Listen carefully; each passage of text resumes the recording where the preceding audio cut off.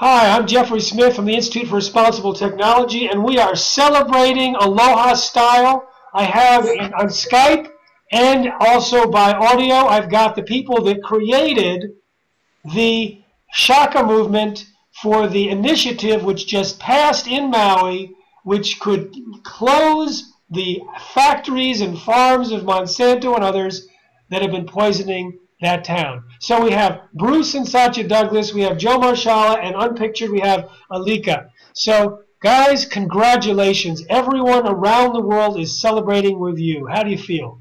Yeehaw! Really tired. You know, after the victory, it's so exciting, you know. Like, it's such a surprise, and you always anticipate you're going to win.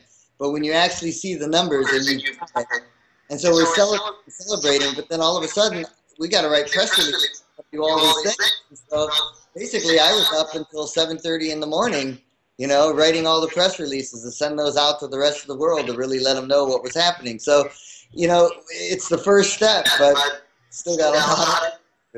Well, Joe, if I remember when I visited Maui, staying up till 7:30 was not necessarily a rare occurrence. Yeah. And Alika, you are one of the 5 citizens that put that signed on as the sponsors of this, and you're a local Hawaiian. Tell me what the response was during the campaign from the Hawaiian people. From the beginning and right up to the election, right up to the vote, was there a reticence of acceptance? Was there a complete embrace? What was going on in the background among the Hawaiian community? Well, I think the Hawaiian community in the beginning was not as open to it, but as the awareness and the education, you know, people need to realize that the Hawaiian people for many years really have been oppressed. And sometimes I look at this, and the challenge was, how can we educate and release the minds of those who have been oppressed to really understand that here's a chance to release the bonds from those oppressors. So it became deep, and in the beginning, a lot of those people that were on board were people of the land, or what we call the Aina. And so with the relationship of the introduction of this initiative, some of the peoples immediately caught on because they saw the relationship of protecting the Aina, the land, and the natural resources and the environmental. And slowly by slowly, I think through the months, as more people got educated, that more and more Hawaiian people were able to free themselves and stand with us, to the point where the day before, I turned around and we had several thousand. And in fact, it also got out the vote of a lot of young people and turn around and first-time voters. And so, you know, this movement touched many reaches. It crossed over nationalities, it crossed over cultures, it crossed over ages, and basically everyone understood that our decision, our process to vote yes was really 2 things, actually 3, but it was to protect the land and its natural resources, protect the children and their health issues, and protect the future generations so that they would have a beautiful place right here on Maui. That's beautiful. And I tell you, I was there, you know, for a week or so working with you guys in the campaign, and I picked up, I was there in May, and the vote, of course, is in November. And I was sort of picking up this momentum gathering in the community that you were talking about back then. Satya, what was the final vote tally? I mean, what percentage did you win by? It must have been 2%? 2%. 50% yes to 48% no, and only 2% didn't. Wow. Almost everybody voted on the initiative. A lot of people in the council races and the other races, you know, many undecided, no, undecided votes. But on this one, almost everybody voted. So what were the what was the poll rate before going? What was the survey polls going in? Did people expect you to win or lose? Everyone expected us to lose. We don't have really hard numbers. The polls that we were doing basically were from doing our door-to-door canvassing. And it really depended on the neighborhoods. Mm-hmm. And in some neighborhoods, we were as high as 75%. In other neighborhoods, we were down to 10%. And many of the 10% areas were in the neighborhoods where many of the people who work for these industries live. So that makes sense.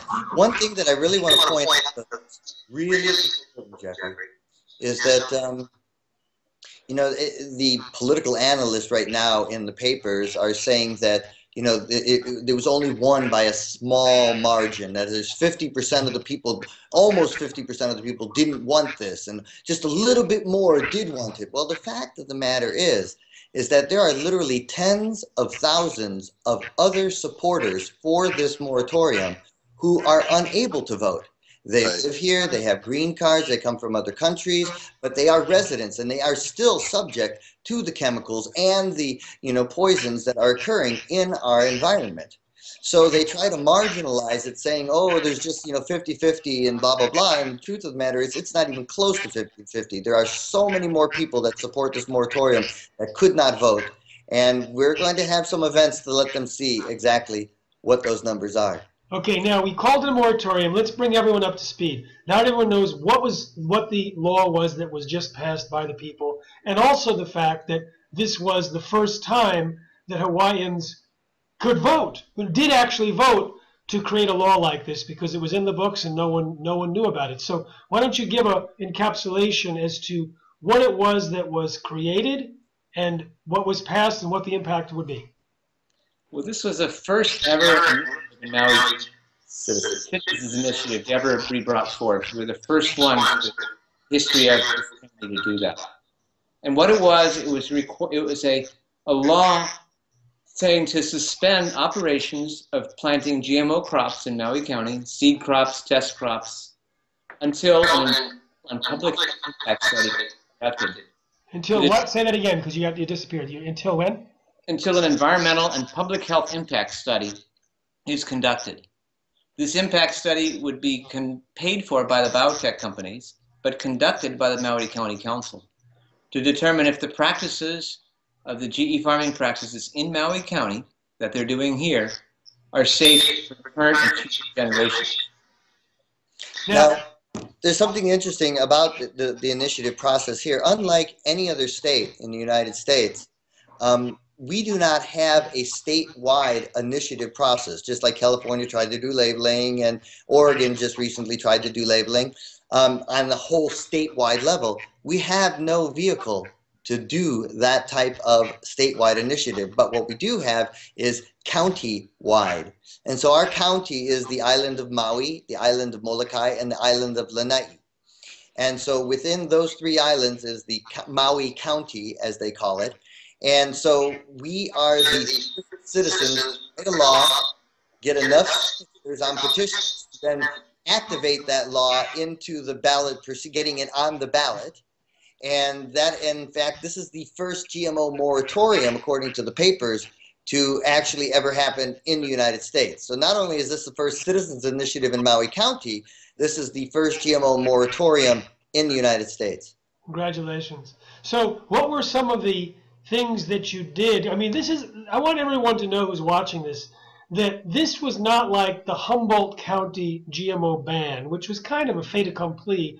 There was a very progressive anti-GMO crowd in Humboldt County. They also passed something this particular election. It was like 650. Well, they passed handily 59% to 40%, I think, for a ban. Here we have a situation where 500 or 600 people in the county work for Monsanto and the biotech industry, and by creating a moratorium, they could lose their jobs. So this had huge economic impacts on Hawaiians, on people who had come to Hawaii from Philippines and etc. And I want to know what it was. What are the tools that you used that you found most effective at convincing people to vote for the moratorium in this very contentious situation? Well, we have a very unique situation. And Lika, maybe you can talk about Article 11, Sections 1 through 10.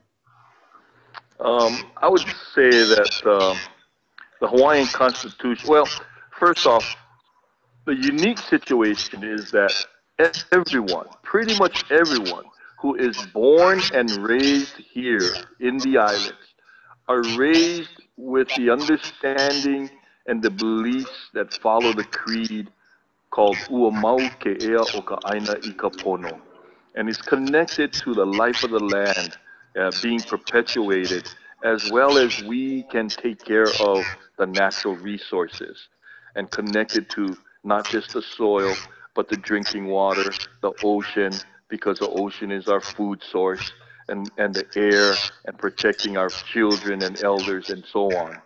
So with that, that is connected to the Constitution of Hawaii in the public trust doctrine and the environmental rights. With that, a lot of the Hawaiian people were unaware that that law currently still exists or is real. A lot of them just think it's just a trivial thing, but we live by that code every day. And so to go out in the community and to educate everyone and say, if you live here, you will protect your land, you will protect your home, you will protect the resources. And so little by little, community from one community to the other, everyone understood the common understanding that we would carry forth and committed to that. Beautiful, beautiful. And what kind of tools did you guys use? Was it door to door? Did you have mailings? Did you have a budget for TV? Did you have like big canvassing groups? Did you hire professionals? What did you do? And I know some of the answers. Everything. On your $1.99 budget. Okay, tell us what you did. The key element really was, and I believe it was you who told us this early on when you had the conversation, that whatever we do, we need to make sure that we do not exaggerate the truth. Did you not? I didn't hear that. It disappeared. Did you not what? Exaggerate the truth. Did not exaggerate the truth, right? Everything that we said was factual, and we could back it up. And we you know, in Hawaii, we speak with and we treat each other with what we call the aloha, with mutual respect. Aloha spirit. Okay. I mean, when you cut out, I'll fill in because yes, aloha spirit. Right. So the premise that many of our marketing materials were based on was kind of a concept that people don't care how much you know until they know how much you care. And so instead of just spouting off of facts and this, we would have to talk sport. And we would have to do things from a heart space with real concern, not only for their health, but health, and with real truth.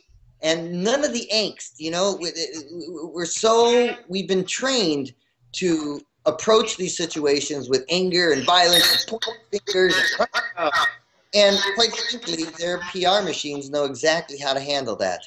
They know how to marginalize, start to communicate like that. And they know how to belittle you and every one of your concerns. But if you just speak with truth and from your heart, and you connect heart to heart with people, they have no idea what to do with that. And so they kept coming at us, all that heavy, horrible energy, fear, scaring tactics, flat out lies about what the moratorium was, what it was going to do, all these things. And because they came at the heart space with this heavy anger thing, people didn't believe it. They just simply did not believe it. At first, they were scared because they were inundated every day getting these really expensive glossy mailers, television, every hour on the hour on every channel, you know, being scared, the mayor saying things, radio, at Pandora, Facebook, YouTube, everywhere you can see these scary ads in Hawaii. And they actually helped us so much because you don't do it that way here. You know, people saw through it. It's almost like what Jackson County did when they said, "We don't believe your bull." Right? I don't know if you remember that campaign. Jackson County, Oregon passed a ban in May for GMOs in Oregon, and that was, as you say, their slogan. We don't believe your bull, because it turned everything from the other side into one line, bull. Yeah. Now, what are some of the tools you used to convey this? Did you have mailers? Did you have concerts? Did you have radio ads, TV ads? Because they spent how much money? $10 million. 10, probably going to rise to 12 to 15 million by the time we actually get all the counts in. A few days Big ago. money. And how Big much? money on a little bitty island. How much did you spend?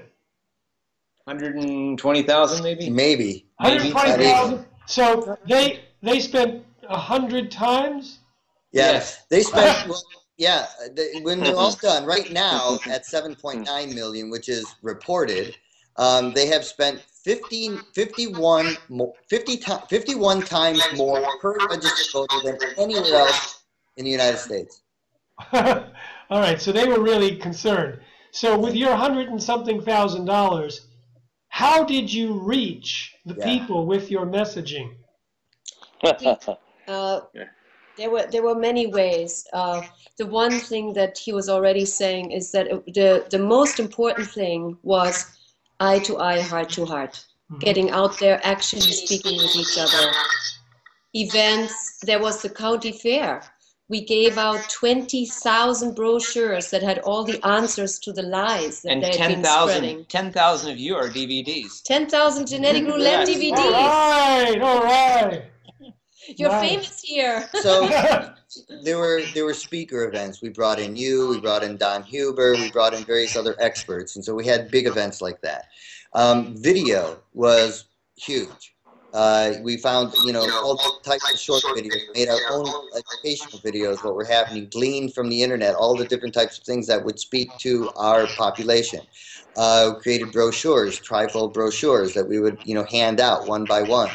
We created locations throughout the island. I think there were about 7 locations or 6 locations where information was all being distributed so that then we could get supplies and move those around and hand them out in stores and in the, all over the place. The health food stores actually offered them to every customer as can I put one in your bag? Fabulous. So we did a couple of direct mailings. But something that was really useful amongst our people to keep them encouraged was what we call a robocall. And most of our volunteers, up to almost 1,000 people, we had their phone numbers, and we would record a little 2 or 3 minute message about what our next move is or what we need to do, and then it would automatically call everyone's cell phone or their home phone and play that message. So you used the robocall to the volunteers, not to the general public, but to the volunteers. That's correct. That's very different. That's very different than the way robocalls are usually used. They just anger people picking up and then they hang up on election day. This was to your own volunteers. This was actually to our 600 plus people that had gone out with a petition packet to collect signatures from people. I want you to know that number is astounding. How many people are in your county? How many people live in the county? 160,000. 160,000 people live in the county, and you had 600 volunteers. Now, yes. I was there when they all turned in the signatures, and we had a big party, and it was great. It was so exciting, and then we all brought them in boxes into City Hall, and it was very exciting. And I remember when we turned them in, Bruce, you were like looking at the numbers and saying, "Now wait a minute, we have to get the final one has to be done by Friday because Monday is a holiday." And then you realize, wait a minute, I counted wrong. We have till Tuesday, and they wouldn't admit it. But you knew you were low. You knew you were short. We all knew that we were short, and if we didn't get more in that weekend, that one weekend, which was Memorial Day weekend, we would be... Actually, what we did is that very night where people were actually going to turn in everything, and that was going to be enough. We had just found out from the first wave that we had handed in that we actually needed 2,500 more signatures than we had imagined. And so everybody thought they were done. Yeah, that was going to be the great finale. And instead, we sent them out again, each single one of them, saying, please do 5 more days. And in these 5 days, we have to collect 2,500 signatures. That's 500 per day. And so actually, in the last 3 days, we got the additional that we needed to get over the hump. So I want you to know that, you see, this was after collecting thousands of signatures. So this means you had already picked the low-hanging fruit. You had already, everyone who went to health food stores, they had signed up for it. Everyone who was hanging out at beach parties, this was like, and I was there that night, and you know, it's like it was up to us, you know, all of us, to convey to these signature gatherers that they were partying, they were tired, they were done. And knock, knock, guess what? You're not done. So we did a job of pumping them up. That was really fun. And how many did you collect that weekend? 2,500. Fabulous. And that's what made it go over the hump and get it onto the ballot. If we didn't get those 2,500, we would not have made it. Congratulations. Yeah. So I want, is there anything else you want to add? I just want to add that what is so special here in Hawaii is that everybody who lives here loves the land. The land is so incredible. It is so giving. It is so nurturing that everyone who is here just has that love of the land. And to see it abused in the way that it's being abused and used by the chemical corporations is just heartbreaking. And that's why people came forward. Now Joe, let's pick that one up, because this is one thing we, yes, Alika. Yeah, I'm kind of listening in, and I think a lot of the credit has to go to the GMO people. As far as their marketing, I think they just overdid it.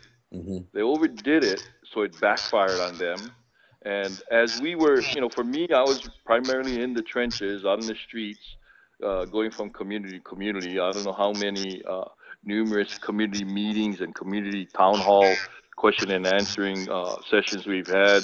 Went from one end of the island to the next day on the other end of the island. Next day taking a ferry over to the island of Lanai, getting off the ferry and coming back to Maui and going completely on the backside of Maui. And so it was really, you know, a lot of the grassroots approach. And I think some of the tools we look at, I would say, using technology today, a lot of the young crowds, we were able to have a youth rally, and we would rally with the youth, and I would get on stage and I'd say, reach out your smartphone and go text 10 friends and make sure we were in the phase of making sure that people were registered to vote first. And we wanted to increase our amount of support. So all of these young people would grab their phones and just start texting their friends to make sure that they were registered. And then I told them, I'm going to come back and visit you to make sure you text your friends to make sure they get out to vote and get to the vote. So we used technology. We used the Facebook. We used things to communicate, and those were tools that we utilized to, you know, in fact, up to the very last hour of election day, we were sign waving at pretty much every precinct. We engaged all of our supporters to cover the precincts, and I wanted them to hold signs and make sure that our yes sign was the last sign that they would see before the people would go into the precinct polls. And so we had to really follow the law. We had to stay 200, and we made sure we were at least 201 feet away from the polling sites. And we wanted to jockey our position ourselves so that we had our signs in view. And if anyone was in doubt and confused, hopefully we would garner that vote at the last minute. So we were there on election day, and I think it was around 2 o'clock. We were at different precincts, and I'm monitoring the activities there. We're realizing that the voter turnout is not that great. You know, it was not going to be, the flow didn't seem like there's a lot of people standing in line. Some of the precincts there were, but a lot of the precincts was very low. And so that's when we put out the call. I think it was 2 o'clock, and we had 4 hours left, and we said, let's get on Facebook, get on texting, and someone put out the robocall, and they say, if we carried our supporters, who I believed represented at least 20,000 people that would vote, we wanted to make sure all 20,000 of our people got in and voted, and then hoping that we were able to convince another 3,000 other voters to join our side. And so my estimate at that time was saying, if we make that move, we will win with 23,000. We needed that 800 voters to come in the last hour, and I think that was the balance of the difference. I think we won by 800 votes. Wow. I want to say that's amazing. You happened to see the flow on the day. You made a call, a strategic call on the fly. That is awesome, Alika. That is awesome. And I do want to tell you one other story that was important too. It was like a week, not even 5 days before the election. And we felt that a lot of people hadn't been reached yet and wanted to get a mailer out to each person and that had voted before. And so what I did is I got on the phone with a supporter. Well, there was no money to do the mailer. It was a $20,000 mailer. Mm-hmm. And we realized that either we would get this money in an hour or it wouldn't happen. Mm-hmm. And I got on the phone with this one person. I said, it's an emergency.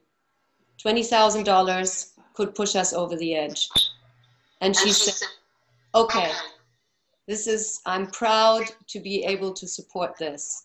And we did it. We got the mailer out. People got them on Saturday, on Friday, 3 days before the elections. We had an hour to create the mailer and get it to the printers so that they could print it, it would dry, and they could get it in the mail so it would get to people in time. How much time did you have?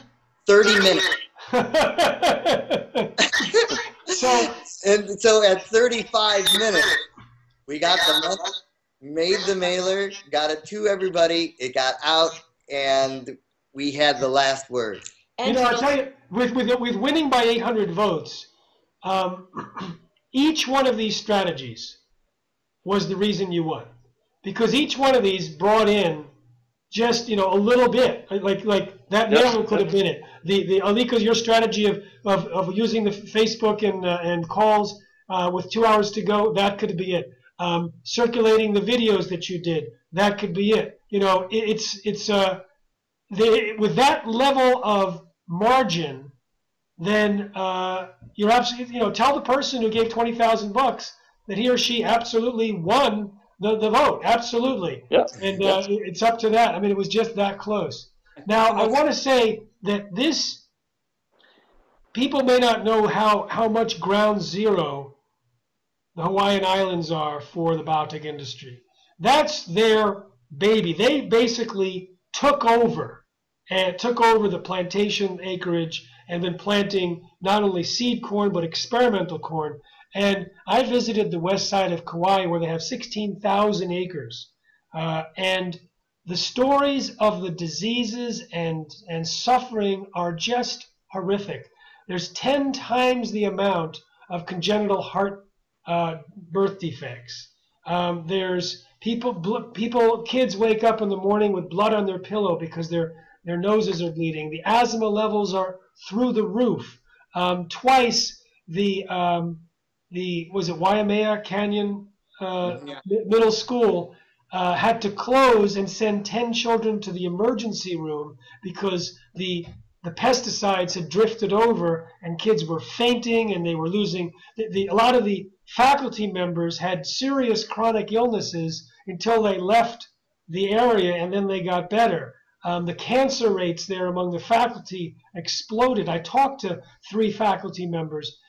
It's absolutely horrific. And they actually have more acreage than Maui County. And so one of the things that was happening here in my mind is you're asking the people in Maui, do you want to become another west side of Kauai, where you literally have just a toxic cloud. They spray at least every other day, oftentimes in some years 80% of the days. and it just wafts down the hill into the valley and causes poisoning of the people. And we were getting reports from the areas that they're planting in Maui County, that it was similar among the workers and the people living near the fields. So, and also we were told that the workers were being told to keep quiet and not say anything about what was going on because they didn't want to lose their job. So sometimes they'd go to a doctor and the doctor was aware of what was going on, but it wasn't allowed to be shared with other people until eventually it came out. So it's absolutely ground zero. And Joe, you told me that that Monsanto produces what percentage of the world's BT corn seed? Our understanding is 80% of the BT corn seed that is distributed throughout the world to grow BT corn in the fields is manufactured here.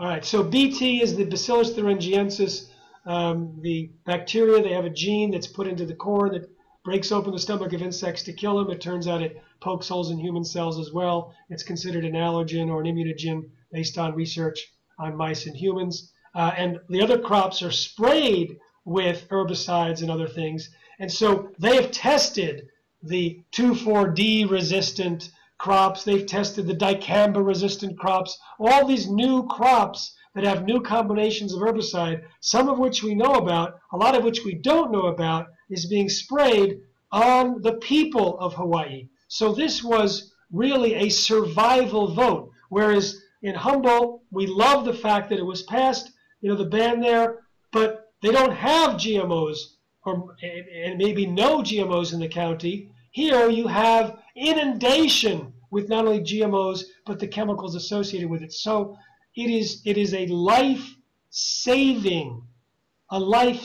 campaign, a life-saving victory. And as Alika, as you said, it's not just saving the lives of those now. It's saving, of course, the children and also future generations. So 2 more questions. How is the biotech industry going to try and turn this around? Are they going to file a lawsuit? Are they going to twist the arm of the governor? Are they going to try and twist the arm of Obama? What are they going to do? The articles? All of the above. What they've stated in the paper is that they have found what they call a glitch in the law. So we're interested to find out what this glitch in the law is. But that also that the law is not enforceable. In other words, they're stating that somehow the state preempts and the FDA and the EPA already preempt our right to protect ourselves and to further regulate, which, according to our laws, there's not a single law, statute, or regulation on GMO propagation in the state. Not one. The Department of Agriculture told us that. But you do have the public doctrine, which the Constitution supports the right of nature, which is unique in Hawaii and unique in the entire United States, and so you actually have the Constitution on your side. Last question: do you have any statement that you want to say in closing, or do you have any stories from the campaign that were particularly moving to you that you want to share?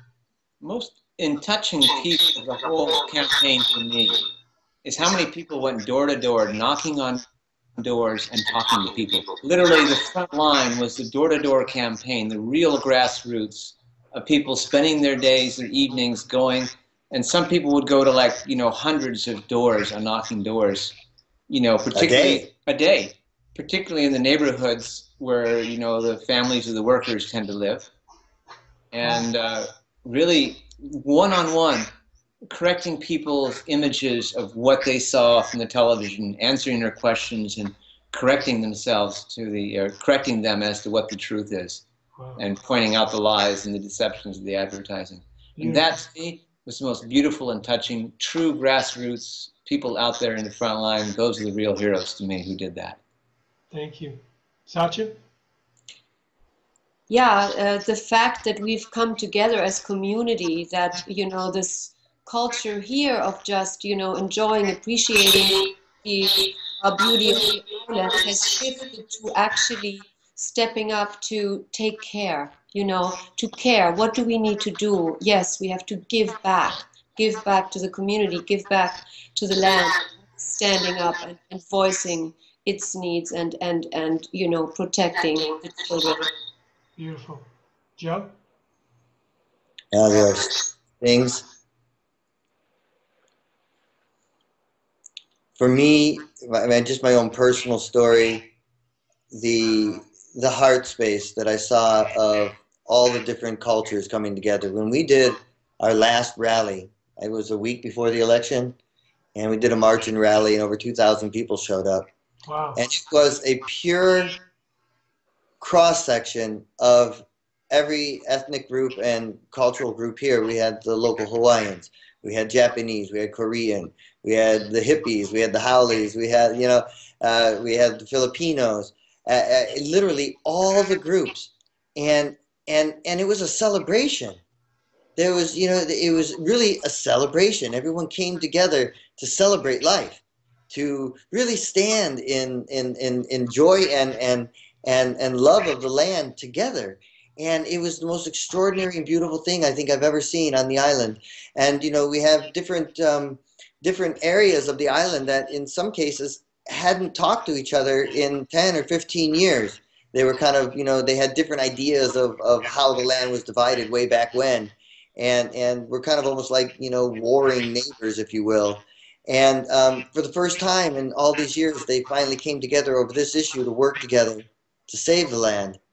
And so peace has been across the island, and communication and openness and togetherness and solidarity and unity in a way that no one thought was possible. And it just happened. And it's just the most magnificent thing I think I've ever seen. Beautiful. Alika? Oh God, so many thoughts. I would say one of the ones that are impactful for me is the children. You know, I've gone around the islands and I've, you know, visited with them and I, you know, we did this parade at the county fair and my daughter and son were with me and we were up on the float and going down the sidewalks, you know, just looking into the faces of the children and they understood, they knew what this is all about. And then I look at the parents' faces and, you know, I look at, you know, they were very negative initially about it because it's all connected to jobs and money and economics. But looking at the faces of the children, for me, if there was to have been a vote from the children, it wouldn't end up being a 50-48 split. I know that it would have been a 90-10 or 100 because the children who live here, who will be living here, know importance. They know that this is not good for our island. This is not good for the people. And so, if anything I saw in this campaign is I know the knowledge for the future is through children. And so, going back to this, I heard this last night. This vote was really land. Those who cannot speak is for the land, for the children, and the future generations. Beautiful. And I want to say that my visit to Maui, and I mean, I travel a lot. I've been traveling continuously for about 12 years, and 40 countries and most every state. And I visit where there's a lot of activism. And first of all, I want to honor the four of you because I know how dedicated and absolutely tireless you four were in making this happen. I think that if any of you were not on like you were, you wouldn't have won. I mean, you really put in incredible hours and incredible intelligence. And I think you were using the skills and the connections that you each had. It was great. I remember talking with you, Alika. We were sitting together in a farm, and we were talking about the in the Hawaiian sovereign movement and how they can be approached, and you were connected, so deeply connected to the community and so well respected and loved by everyone. So you were just carrying this fantastic leadership role that everyone saw you and they just realized the importance of getting behind this issue.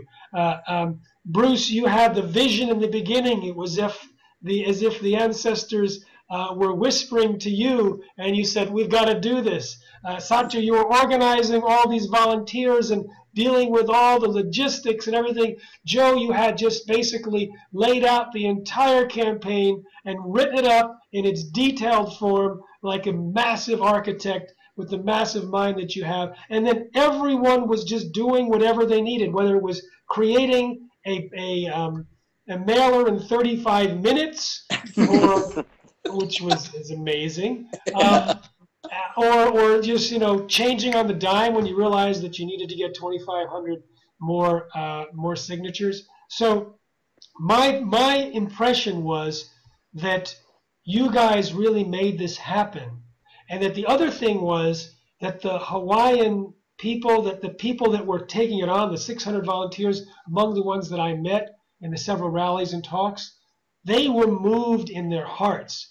A lot of them either lived their lives in Hawaii or came there, and everyone, as you say, loved the land. And so it was part of their breath, part of their spirit. So this was really about stopping the encroachment, the affront, the absolute slaughter of that which was precious. It was like a mother with her children. It was the people and what you call the Aina, the land. And Aina is not just the land, it's the spirit. When you say Aina, it's like I hear this love and connection with the land, not the compartmentalized, oh, nature's over there, but it's ours. Yeah. And Hawaii just sort of reaches into your heart and stays there. And so this was a huge, huge expression of that love that was made manifest. And when you talked about, Joe, that rally with 2,000 people and how you hadn't seen something like that before, it's like, yes, of course the people are going to come together over this issue, because it's the issue. The land is completely overwhelming in Hawaii. You look around and it touches you in every viewpoint. And when people realize now that the GMOs and that the pesticides and other chemicals that they use are destroying that, it's like challenging the soul. So that was my takeaway from my visit to Maui. And when I saw you, Alika, being interviewed on the TV, in the news, and all the people cheering, I just cried for joy. It was fantastic.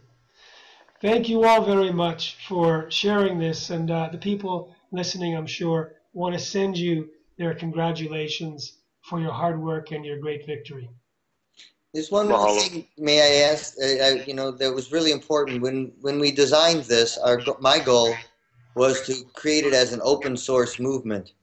In other words, if anyone wants to do a moratorium, we'll send them a copy of our law and help them to, coordinate whatever is necessary. Every one of our posters, every one of our announcements, all of our mailers, all that stuff that costs so much money to manufacture and put together, if it fits into their system, they're more than welcome to use it. I mean, and if they want to make a donation, that would be great. Even our website, I mean, we'll give them a website instantly. Just go get a URL and we'll give it to you, and you can have all the videos and all the information and all that kind of. I mean, the whole idea was here to create an open source movement. And so if there's any other organization that's interested in doing something in their county, I don't know if we can do anything on the state level because we've worked on the county level, but any other organization that would like to do something, I personally am completely open to doing everything I can to assist them and give them any materials that are necessary so that they can get on it and not have to, reinvent the wheel. Yeah, we talked about that, Joe, about documenting the whole thing so they can be cookie cuttered and exported. So what is the website that people can go to view the resources that they may want to get from you? SHAKAmovement.org or voteyesmaui.org. SHAKA is S-H-A-K-A. SHAKA. Stands for Sustainable Hawaiian Agriculture for the Keiki, the children, and Aina, the land. And it's also this, isn't it? Yes. Okay. All right.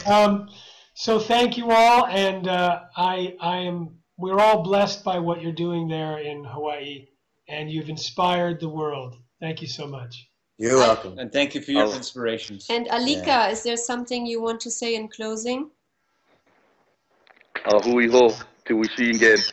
Okay. Okay, mahalo. Mahalo.